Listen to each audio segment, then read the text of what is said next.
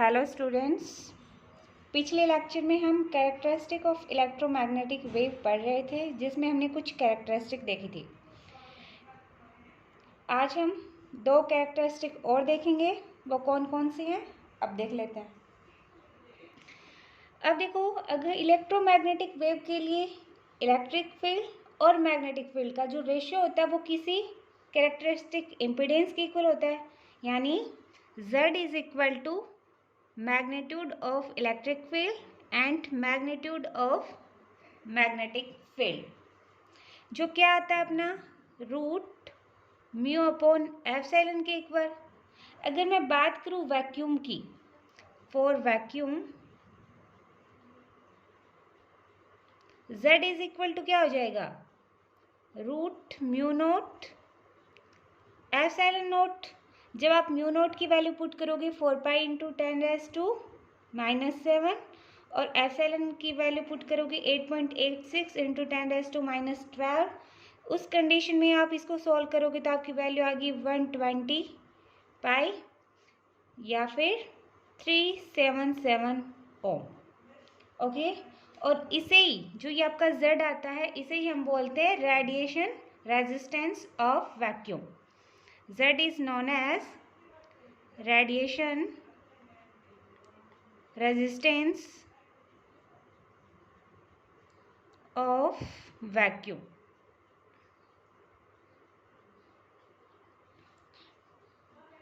एक तो प्रॉपर्टी ये हो गई। अब लास्ट प्रॉपर्टी और देख लेते हैं। पिछले देखो, मैंने आपको चैप्टर 4 में करवाया था, हमने एनर्जी डेंसिटी की बात की थी। इलेक्ट्रोमैग्नेटिक वेव के लिए एनर्जी डेंसिटी अपनी क्या आई थी,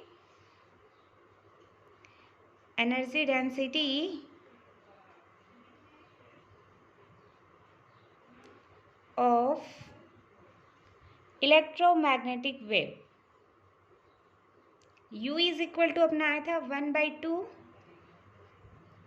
epsilon E square plus 1/2 B square upon mu, यही आया था ना। अब देखो, हमने थोड़ी देर पहले निकाला था पिछले लेक्चर में ही, अपना B वेक्टर का मैग्नीट्यूड किसके इक्वल आ रहा था, E वेक्टर का मैग्नीट्यूड अपॉन V। अब ये वाली वैल्यू आप कहाँ पुट करोगे, यहाँ पे पुट करोगे।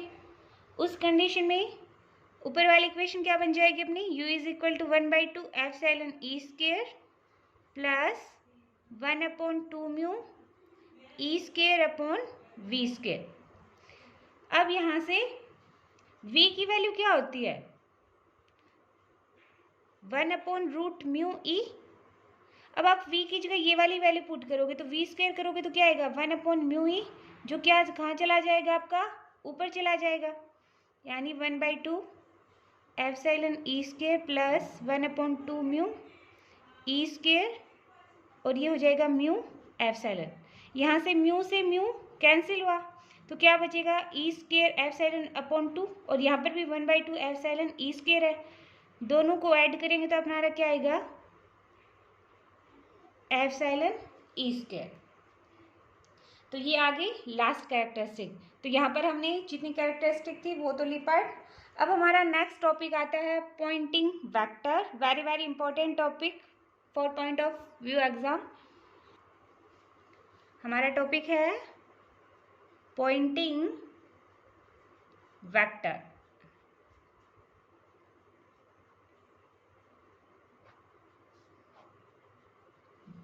पॉइंटिंग वेक्टर होता क्या है, देखो, जिस डायरेक्शन में वेव प्रोपेगेट कर रही है उस डायरेक्शन के परपेंडिकुलर हम जो एरिया लेते हैं, उस एरिया से जो रेट ऑफ एनर्जी फ्लो होता है उसी को हम क्या बोलते हैं, पॉइंटिंग वेक्टर बोलते हैं। दैट मीन्स ये अपनी क्या हो गई, डायरेक्शन ऑफ वेव प्रोपेगेशन हो गई। इसके परपेंडिकुलर एरिया क्या होगा अपना, x मान लिया, ये y और z वाला इसके परपेंडिकुलर एरिया होगा। तो इस परपेंडिकुलर एरिया से जो रेट ऑफ एनर्जी फ्लो होता है उसी को हम क्या बोलते हैं, पॉइंटिंग वेक्टर बोलते हैं। ठीक है, यानी डेफिनेशन की फॉर्म में लिखूं तो क्या लिख सकती हूँ मैं, पॉइंटिंग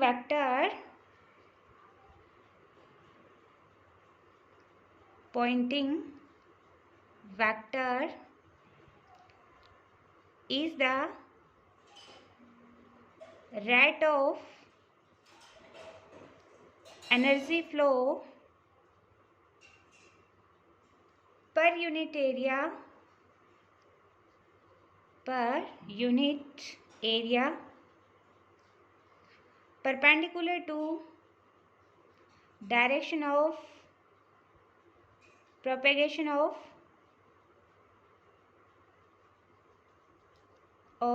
इलेक्ट्रोमैग्नेटिक वेव।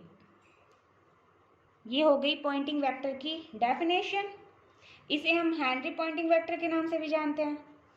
अब देखो किसी डाइलेक्ट्रिक मीडियम के लिए इलेक्ट्रोमैग्नेटिक एनर्जी डेंसिटी क्या होती है।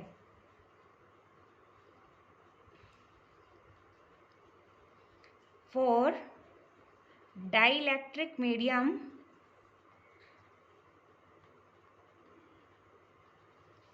The energy density U is equal to क्या होता है आपका epsilon E square by 2 plus B square upon 2 mu, यही होता है इक्वेशन 1। टोटल एनर्जी क्या होगी, टोटल एनर्जी इसे मैंने W से शो कर दिया, W is equal to integration root U dV। अब देखो हमें क्या करना है, रेट ऑफ एनर्जी फ्लो क्या होता है आपका, rate of energy flow per unit area is known as Poynting vector. So rate of energy flow यानी minus del W upon del T is equal to, अब W की value put करोगे तो आपका क्या आ जाएगा minus integration del U upon del T, क्योंकि V वॉल्यूम है इसके ऊपर तो इफेक्ट पड़ेगा नहीं टेम्परेचर का, तो अंदर लिया तो del U by del T लिख दिया और साथ में dV।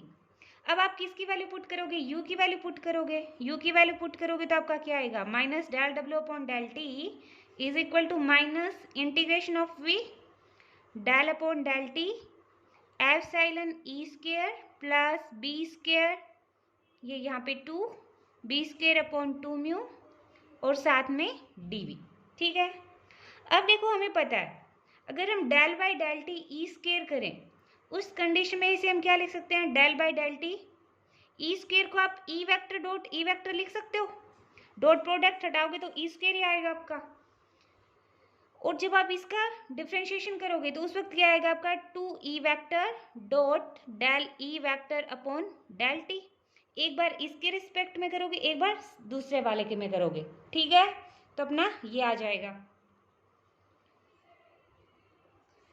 अब ये वाली वैल्यू कहाँ पुट करोगे, del by del T E square की जगह हम ये वाली पुट कर सकते हैं, तो यहाँ से क्या हो जाएगा अपना minus del W upon del T is equal to minus integration of V epsilon by 2। अब देखो 2 यहाँ पे है, 2 इसमें है, तो 2 से 2 क्या हो जाएगा कैंसिल हो जाएगा, तो क्या बचाएगा epsilon E vector dot del E vector upon del T plus, वैसे ही आप B स्क्वायर को भी ऐसे लिख सकते हो, del upon del T B square is equal to क्या होगा 2B vector dot del B vector upon del T, तो मैं यहाँ पे सीधा ही लिख रही हूँ, ठीक है, 1 upon mu B vector dot del B vector upon del T और साथ में कौन है dV।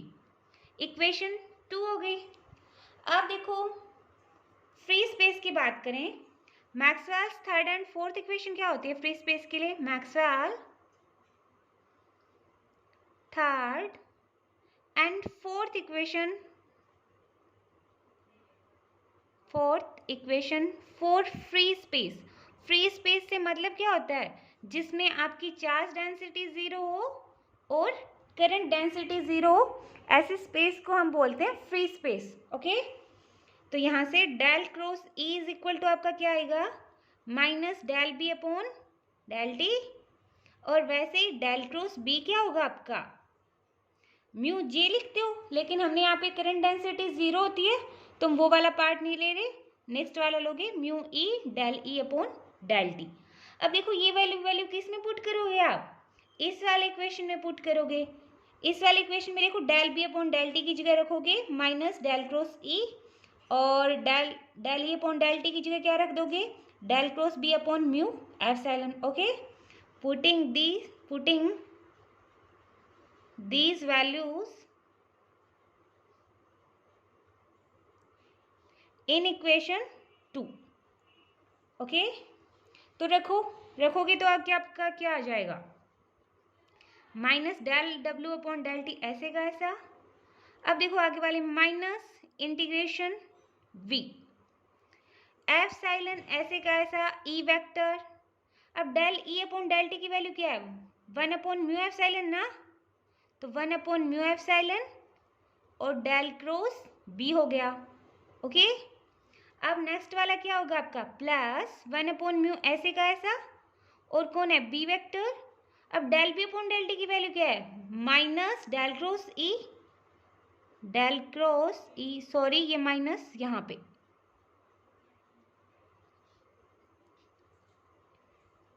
अब देखो माइनस यहाँ पे है, ये प्लस है तो ये माइनस हो जाएगा, है ना. अब देखो ये एप्सिलॉन से एप्सिलॉन कैंसिल हो गया, यहाँ पे भी 1 अपॉन म्यू और यहाँ पे भी 1 अपॉन म्यू.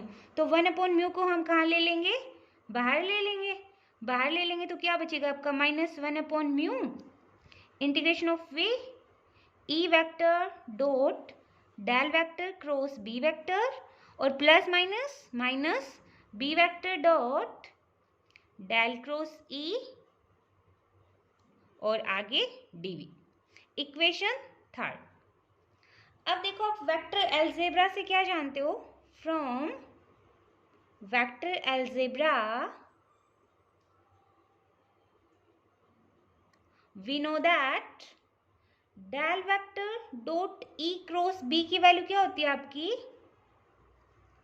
बी वेक्टर, ये पहले आगे डेल क्रॉस ई माइनस इस बार ई बाहर ले लिया, E vector dot del vector cross B vector. ठीक है, अब देखो यहाँ पर ये वैल्यू देखो, यहाँ पर क्या है, बी बाद में है, ई पहले है, तो यहाँ से आप क्या कॉमन ले लोगे, माइनस कॉमन ले लोगे, तो ये वाली वैल्यू क्या बन जाएगी आपकी, ये वाली वैल्यू बन जाएगी. तो यहाँ से हम क्या लिख सकते हैं, minus del W upon del T is equal to minus, देखो यहाँ पे है और माइनस आप यहाँ से कॉमन ले लोगे तो माइनस माइनस प्लस बन जाएगा, 1 upon mu integration of V और ये del vector dot E vector cross B D V. यहाँ तक समझ में आ गया. इक्वेशन नंबर 4 हो गया. अब देखो हम क्या लगाएंगे, गॉस डाइवर्जेंस थ्योरम लगाएंगे. गॉस डाइवर्जेंस थ्योरम क्या करती है, वॉल्यूम इंटीग्रल को एरिया इंटीग्रल के अंदर चेंज करती है. By Gauss divergence theorem. क्या है गॉस डाइवर्जेंस थ्योरम का statement, del vector dot A vector DV is equal to integration of S A vector dot D A vector. ये वाला किस में आप अप्लाई करोगे, इस वाले में अप्लाई करोगे. जब आप अप्लाई करोगे तो वो इक्वेशन क्या बन जाएगी, minus del W upon del T is equal to 1 upon mu integration of S. अब ए वेक्टर की जगह कौन है अपना, ई क्रॉस बी, तो E vector cross B vector dot D A vector. Okay, ये इक्वेशन 5. अब पॉइंटिंग वेक्टर क्या होता है, the rate of energy flow per unit area is known as Poynting vector. ठीक है, so rate of energy flow per unit area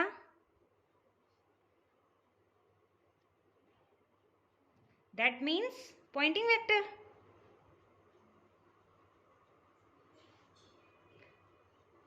अब देखो ये आपका क्या है, the rate of energy flow है, पर यूनिट एरिया नहीं है, एरिया इसमें है तो आपको एरिया से इसे डिवाइड करोगे तो आपका पॉइंटिंग वेक्टर यहाँ से क्या आ जाएगा, P vector is equal to 1 upon mu E vector cross B vector. Okay, और इसकी जो, अब देखो बी अपॉन म्यू क्या होता है, हम जानते हैं बी अपॉन म्यू क्या होता है आपका, एच होता है, मैग्नेटाइजेशन फील्ड होता है. तो ये वाली वैल्यू पुट करोगे तो पी वेक्टर आपका क्या आ जाएगा, ई वेक्टर क्रॉस एच वेक्टर. और जो पॉइंटिंग वेक्टर की यूनिट होती है आपकी होती है वॉट पर मीटर स्क्वायर। Okay, equation 6। अब देखो, अगर पॉइंटिंग वेक्टर के अलोंग यानी जिस डायरेक्शन में वेव प्रोपेगेट हो रही है उसके अलोंग अगर यूनिट वेक्टर एन कैप है तो उस कंडीशन में P vector is equal to क्या हो जाएगा, 1/μ E vector cross B vector, और साथ में हम डायरेक्शन को शो कर देंगे एन कैप से। ओके, अब हमें पता है इलेक्ट्रोमैग्नेटिक वेव के अंदर इलेक्ट्रिक और मैग्नेटिक फील्ड आपस में क्या होते हैं, एक दूसरे के परपेंडिकुलर होते हैं। तो आप ई क्रॉस बी करोगे तो आपका क्या आएगा, ई बी आएगा ना। तो 1/μ E B N cap, we know that electric and magnetic field both are perpendicular to each other, then angle between them is π/2। अब देखो b vector is equal to हमें पता है क्या होता है, e बाई v होता है, और v vector v is equal to क्या होता है आपका √μ/ε होता है। ठीक है, तो ये आप ये वाली वैल्यू आप इसमें पुट करोगे तो p vector is equal to आपका क्या आ जाएगा, 1/μ ऐसे का ऐसा e, और b की वैल्यू रखोगे तो e² आएगा। अब v वाली ये वाली वैल्यू पुट करो, 1/μ e²μ/ε। उस कंडीशन में आपका क्या आ जाएगा, म्यू से म्यू कैंसिल तो क्या आया, ε e²।